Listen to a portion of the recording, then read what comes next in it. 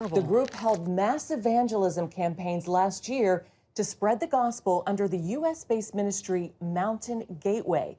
After the Crusades, they were imprisoned and convicted on money laundering charges. The government gave them prison sentences ranging from 12 to 15 years and $80 million in fines per person. The ministry vehemently denies the allegations, and religious freedom advocates call the trial a sham and persecution. Representative Barry Moore from Alabama joins us now. Representative Barry, you've been such a vocal supporter of these pastors. Earlier this year, you introduced a resolution condemning their imprisonment. Can you give us an update on how they're doing and what is the status of their case right now? Well, as we know right now, Wendy, they're still in prison, and we don't think they've had fair legal representation. And this is a ministry that's been working in Nicaragua for 30 years, and they've done a number of disaster relief programs, food, jobs, you name it. This ministry has been an impact in Nicaragua, and so we're in the fight. You know, we're trying to make sure that freedom of religion around the world is protected, and so we're in the process of getting the resolution, trying to get more support and to hopefully get our ministers freed and get them back out to sharing the gospel. And Representative Moore, like you said, they've been there for decades. Why do you believe these men are being targeted now?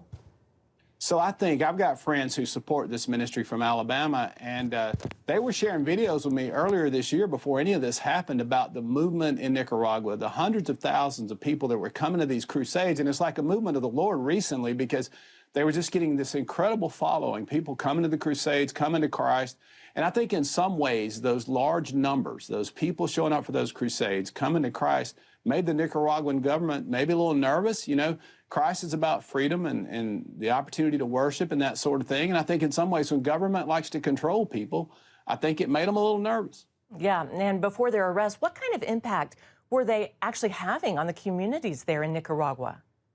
I think it was incredible. They had created jobs. They were actually harvesting coffee. They had got them a process down there where they had farms, and these were local people from Nicaragua, citizens who were harvesting coffee, sending the beans over to the U.S. to be roasted. And so that was creating more and more jobs, and it allowed them to put the money back in the ministry. Like I said, this is 3 decades they've been doing this. This is a surprise to many of us, but I think as that process, as that ministry began to flourish and some of the pastors began to unite with a message of Christ, I think the government got a little nervous. There were a lot of people showing up at these crusades. The videos, like I said, were quite incredible of the people praising the Lord, serving the Lord, and coming to the Lord. And I think that made the government a little nervous. Yeah, absolutely, no doubt. Well, you've called on Secretary of State Antony Blinken to get involved. What do you believe the Biden administration should do and can do to secure their release?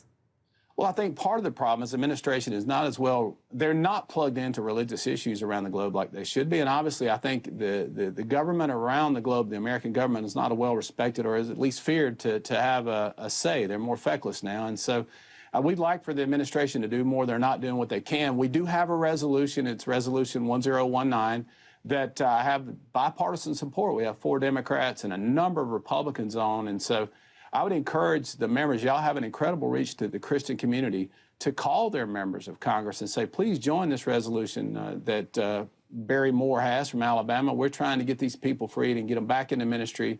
What's happened to them is a travesty of justice. And like I said, they haven't had fair legal representation. The Department of State, we've met with them. We continue to put pressure. I'd like to see some sanctions maybe imposed if the Nicaraguan government does not make a move. Yeah, our prayers definitely, Congressman, for a breakthrough very soon. Representative Barry Moore from the great state of Alabama, thanks so much for joining us. Thank you, Wendy.